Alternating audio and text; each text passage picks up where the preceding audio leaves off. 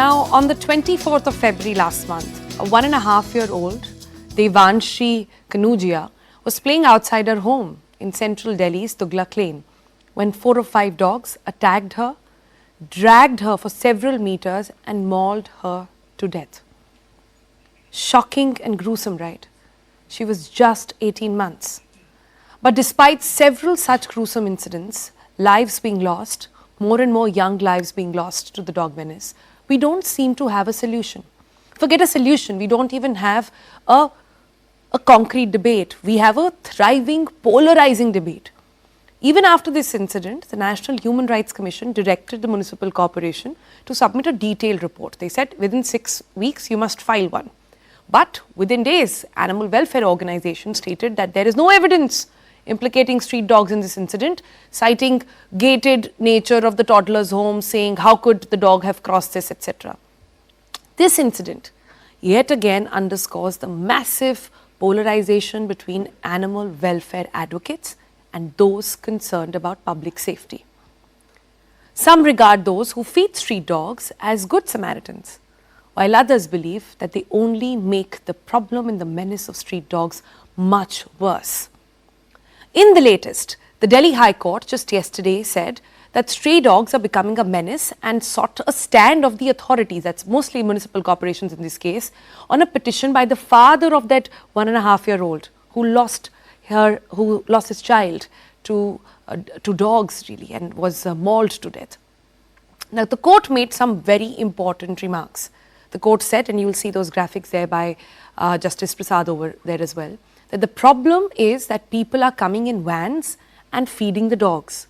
Because of that, dogs are becoming too territorial and they attack anybody. They are becoming a menace for the pedestrians. He went on to say that feeding stray dogs may be good, but you're taking away their capacity to go and find their own food, and they have nothing else to do then. They are becoming a menace for pedestrians, and feeding stray dogs is something people need to look at.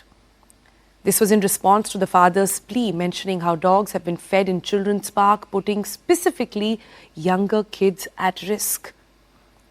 But the problem, the menace, is not isolated to this particular incident. Cases of deaths caused by stray dogs bites are shockingly high in India alone. Look at this number. Every year, over 55,000 people, listen to it again, 55,000 people are bit by dogs. And in India, this accounts to about 36% of the global deaths to dog bites as well. 65% of deaths due to rabies are happening in South Asian region alone. It is estimated that about 1.74 crore dog bites are in India annually. 1.74 crore dog bite cases are recorded in India annually. Let that data just sink in. Official data from the government, however, pegged the number of dog bites in 2020 alone at more than 6.8 million, up to 3.9 million, and that went to in about 2012. So in 2012, the number was 3.9 million. In 2020, it has gone up to 6.8. The annual figures of rabies deaths in India based on WHO figures would be 21,240. Now, why am I talking about these numbers? I understand it's a very polarizing debate, and I understand no matter how we conduct this segment, there are going to be those who will be happy, there will be those who will not be very happy with their stand. It's just how strongly people feel about this issue.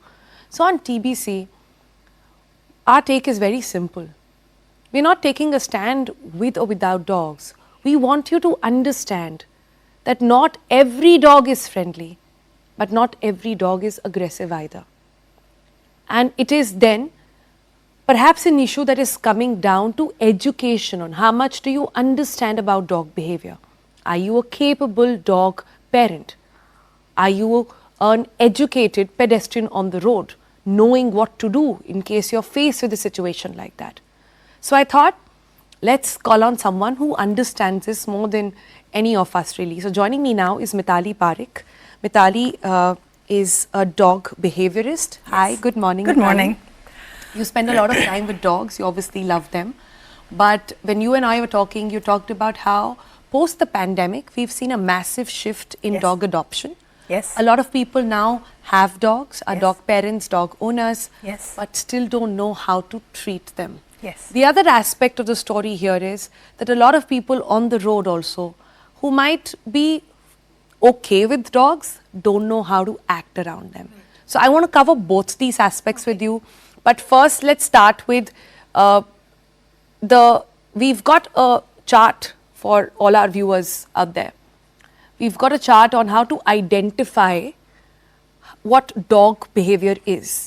And that is, Mitali, good because it applies to both dog parents and pedestrians. This is basic education upon dogs that everybody should know. It's a spectrum going from good friendly behavior to a dog bite, finally. So take us through what exactly is this and what should we be watching out for? So this is dog body language. The dog resorts to biting when all of these things don't work. And many of us, we misread this signs, and this is true for any dog. It could be a dog on the street, could be a dog in your home. Remember, a dog who's threatened and fearful is going to escalate to the bite. So the first thing, and before coming to the first thing, I'd like to point out is that please do not go and be in a dog's face. No matter how much you love a dog, even if you're a people's person, we don't go up to every stranger and go right into the face, say, hi, and go touch them, right? What do? We hit people when they do that to us, so that's what the dog's doing.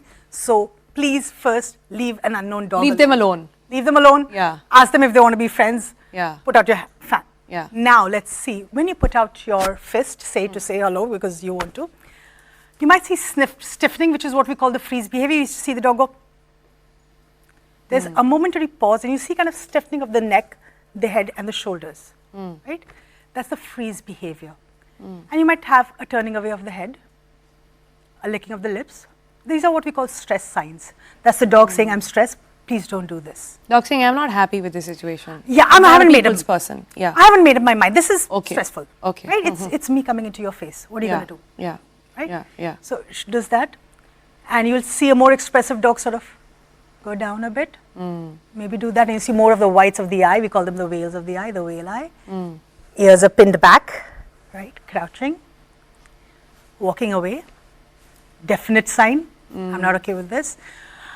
A misread sign is the wagging of the tail. People say, but you know, she was wagging her tail, that's a happy dog. It's a happy dog sign. Yeah, but we read the whole body language, the whole body when we look at the dog. So if you have a very stiff dog that's kind of doing that, like a flagpole and just the tip is sort of wagging, that's us in a party who's stiff and going, hi, how are you? As opposed to a full body wag, and you go swish, swish, tail, which is us looking at a friend saying, hi! I see. I'm relaxed, my body is relaxed, and I'm coming towards you. Yeah. Mostly you'll see a stiff kind of wag and a sort of going back. It's the stiffness that really gives the dog away. It's the alertness kicking It's the in. alertness. It's what we call a little pacifying thing, saying like, I'm friendly, I don't mean to harm you, but you know. Back off. Back off, right? Let me make up my mind about you, as opposed to, hi, Yeah, right? wagging. Ears are relaxed, neck is relaxed. So you have that, and then you have the whale eye, you have the looking away of the dog, the crouching. And very often when all of these don't work and we still go towards the dog saying, hi, but I love dogs and you have to love me because I love dogs, the dog is going to do an air snap. It's an air snap, it's just somewhere here, it doesn't really get your hand or anything, but it's a snarl where we see the lips kind of go up and go like a That's a definite sign. That's what everybody understands. definite sign. Yeah. Back off. Definite sign. Even if it's a pet dog, doesn't matter what kind of dog it is, the dog's uncomfortable. When all of these don't work and we still go into the dog's space, the dog has no other resort but to bite, to tell you to back off. So that's the chomp. You have like a hold and a release. And you see, once that works, we back off. So the dog gets what she wants. So now she's not going to do all the pleases and the please don't because we didn't listen. But this worked.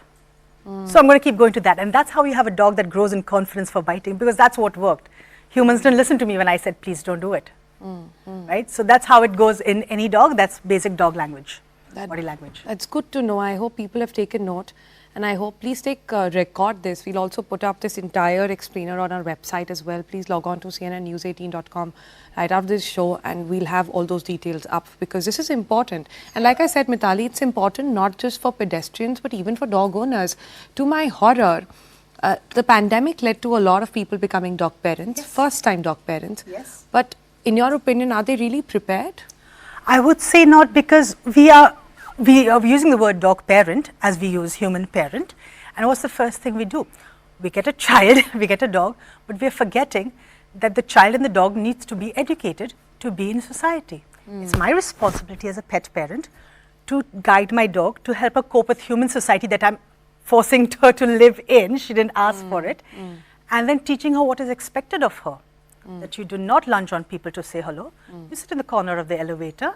And if I have a dog who is genetically, and that can happen, nervous and shy around people, I give her the tools to cope with it. I start off a muzzle training very early on so that she gets medical care. I teach her to be okay with handling, because that's going to happen all her life, right? She's going to get her ears cleaned, she's going to get her toes. She's going to get vaccinated. She's going to get vaccinated.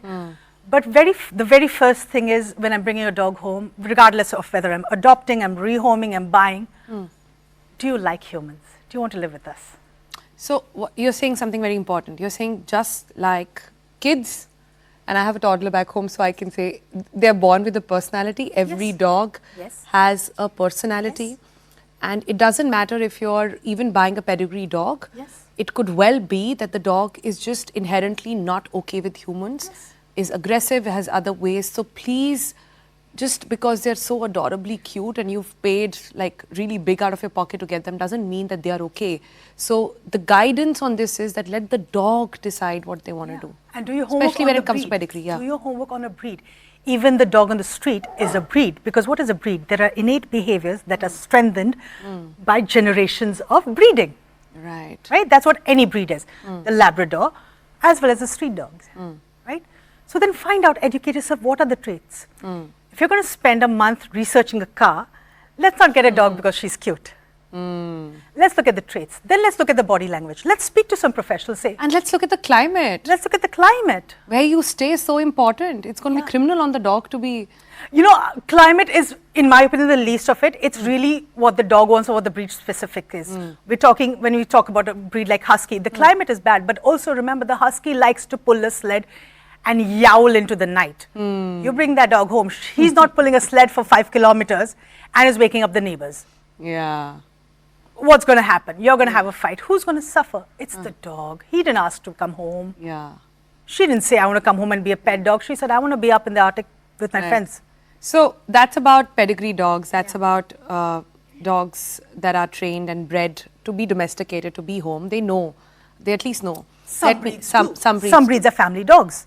Some breeds are guarding dogs. But let me get to the more controversial side now and talk about strays. Now, it is really a no-brainer that it's a menace. It is really a no-brainer that we might have also called upon this menace, as the Delhi High Court also pointed out, by feeding them, by not doing it the right way. It comes from a good space, but you're just spoiling your entire ecosystem. But the solutions are in science, not in love. Exactly. The solutions are in science. Love that. Solutions are in science and understanding and education, and not in love. And that is why we've somehow, as a country, as a nation, come to a point where we are losing lives. Can you imagine a 1.5-year-old being anybody being mauled? It's just crazy. How have we arrived to this, Mitali? I think it's because we as animal lovers, animal people, animal professionals are not taking accountability for these actions, because for both species, when something like this happens, it's our responsibility, so the feeder or the NGO in that area and the BMC, to resolve this problem. When we don't act, it's when people come along to lynch the dog and all the other dogs in that area. And then, of course, we have that whole debate about how could you kill a dog. That's why it's the primary thing to do is animal people like us, educated animal people, need to swoop in and be the solution. Over here, these dogs have harmed. We know they've harmed. We need to remove them from this area, right? We need to maybe move them to a long-term boarding stay where you pay for this dog to live for the rest of her life, not a shelter, because that would make a problem. You have to use your money here for good, put them into a kennel, into a farm, into a long-term boarding. Put your money where your mouth is. If put your money where your mouth animals, spend on them. Put that doggy away. We don't want that dog also breeding and having a strain of aggressive genetics going down here. Remember, this is a large group of dogs that evolved. So obviously birth control is a problem. They needed to be, if you're feeding, please feed to befriend them, sterilize them, vaccinate them. we do need to control their numbers. Their role in the ecosystem is of scavenging waste. That is what their role is. What is the human-dog pact? I live, waste, you scavenge waste. So taking away open garbage would be the first step. We control their numbers by sterilization, right? When the dog is known to be harmful, remove him. Remove him or her from that area. Be the first person to do it so that people don't have to lynch that dog. For God's sake, stop feeding. Just, You know- like, how do we tackle that problem? So many sentiments are going to be hurt. So I many wake up sentiments every are hurt. morning and I see people coming with loaves of breads and feeding the dog. And yes, I mean, they think they're being good Samaritans, but That is problematic, and this is problematic. We do think we are being good Samaritans, but what if feeding is not nutritious? Oh, Right? It's biscuits and it's bread and it's rice. So you must feed a dog that cannot fend for herself. So Older please dog. take older dog, a limping dog, you know, a handicapped dog, a dog who's just given birth. Sure, give her that sustenance for that time. In the back corner of your house, not near a gate where people are coming and going, definitely not where children play, definitely not where seniors are going to come and go. And because see, the dog is coming towards you because the dog's programmed, human comes, I get food. Right? That's what she's doing. and if I don't get food, I'll make them give me. No, it may not be that. It may not be that, but it just is. I come to human when there's food. A child, unfortunately, looks like a small animal of prey Oh, wow. crawling on the floor. Yes. Yeah. So, Can I? yeah, that's. I didn't touchy. plan for this, but can I share a personal story with all our viewers and with also you about about a year ago? Just a disclaimer: I'm a pet parent. I have a gorgeous Dachshund, 6-year-old Dachshund at home. He's adorable. He's a cutie, and he's more importantly a very happy human dog. Like he loves to be around humans, and that makes it like really perfect for him and for us. I was taking my dog Figo for a walk outside my house where I've lived forever, and out of nowhere, I had about 6 to 7 stray dogs just come in. Out of nowhere they came, and they were all at Figo. My instinct was to sort of protect him. I didn't know what to do, so I held him up in my arm. And because I held him, I had about these 6, 7 dogs over there bite me. Yeah, they bit me on my back. I got some, I don't know, 12, 13 stitches, and I don't know how many sort of injections after that. Fun fact, I was also pregnant at that point. I was going to say that you have a toddler. This was a year ago. This is not a good combination. Yeah, I was pregnant at the time, and it was a horrifying experience. Yeah. And I have to say that despite having understood, been with dog, having understood behavior, I was completely caught off guard. And stuff like this can scar you for life. Yes. It did scar me for a really long time, Yes. but now I understand this.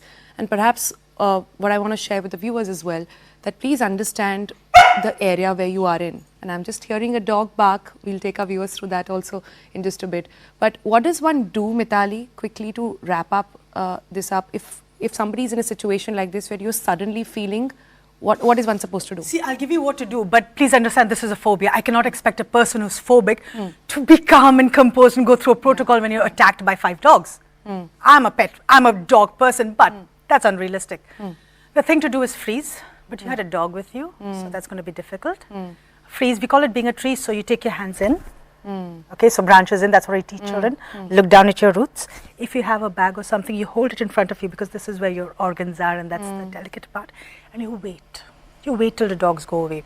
Looking the dog in the eye, raising your hand, raising a stick is just going to aggravate and escalate it because you're challenging the dog in her environment. That's not going to go well. You have to stay put until it goes away. Luckily, in urban areas and in Bombay, we have a great ABC program, animal birth control program, so that hopefully people will come, and that's what's going to work in your favor. More people, less dogs. The dogs are going to disperse.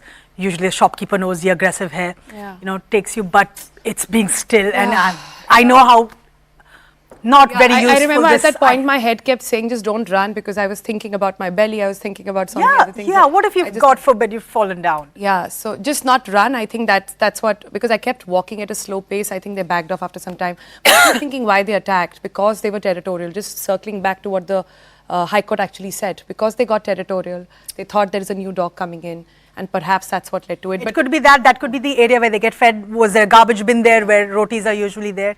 It may not be actual feeding, it could just be a garbage bin near the So restaurant. you got to be careful. The point I'm trying to make is that the responsibility of this lies with the municipal corporations, and they have to take ownership. And with dog lovers. And with dog lovers. And feeders. And feeders. We can't Absolutely. make this somebody else's problem. Dog feeders, dog lovers, and municipality, until all three are working in sync, we cannot solve this problem. But having said that, oh my God, let's go back. We need to also explain to people that there is no need to have a dog phobia per se. Don't just go after them and start like beating up dog or just being very scared of them either. So should we go to the next one, Mitali? We must have and someone bring speak in for this. some awesome possum Yes. on the program. What am I talking about? Well, let's walk to our next segment, and you will perhaps know. Joining us now on TBC. Hi there. Hi, little girl. Hi, my Hi, girl. Mridula. Hi. Good morning. Good morning. And who do we have here? We have Noor here. All right. So, guys, this is Noor. That's Mridula. And Mridula is a corporate lawyer. Mridula also, I'm told, wasn't really a dog person for a really long time until she decided to adopt one. But the key here is, and why we have, and such a well-behaved dog, Noor is her name. Noor. And Noor is just, Mitali, what we were talking about. Yes. Noor is a people's person. So it's good to be home. So it's Yeah. good to be around Noor likes people. Yeah, She trusts likes, people. So she chose. So having her home is great, adopting her is great. But that might not be the case with everyone, right? What was your experience like? So I used to be scared of dogs. I was one of the people who used to actually walk away from dogs. And honestly, nobody ever told me to do anything towards dogs. I just avoided them. I saw a dog cross the road and just avoided them. That's it. And in all my existence pre-Noor, I've never had a bad incident with a dog. Cut to now, post Noor, I'm obviously a dog parent to an indie girl, and I'm taking care of a lot of community dogs as well. But So you're doing it the dealing right with- way. Of course. You got her vaccinated. She's vaccinated, she's paid, so no more puppies. Yeah. Which is a little sad because this is the puppy I want. This is the sweetie puppy I want. Okay? Yeah. She wants to be around. Oh, so cute. Yeah. But yeah, all the community dogs in my building are vaccinated, neutered, all of them neutered. It's a new building, and in 1 year, all 20 dogs have been neutered in the whole area. And who took the responsibility of doing that? The animal lovers, Yeah. the ones who actually feed them, because when we feed them, they get friendly with us. It's easier for me to catch them and put them in a van and get them neutered, keep a track on them, get them anti-rabies vaccinated, bring them back, and then, you know, they're safe, they're fed. Yeah. But so important, and I just want to leave our viewers, we're running out of time now, just want to leave our viewers with this thought that yes, there are dogs like Noor. Okay. Oh, that's Noor not liking the jib camera moving over there. Yeah. Okay. So that's really sort of to tell you, and why we had also Noor on the program here with us today is to sort of give you an understanding that not every dog is meant to be home. There are some like Noor, and please provide them home, provide them a situation where they can really be loved and you can feel loved as well. It's a beautiful feeling to have a dog, but please remember not all of them are meant to be home, and also please remember not all of them are aggressive either. That's what we've got to say here on TBC. Hope you enjoyed that, and please send us your views. Tell us, what do you feel about how this dog crisis can be sorted.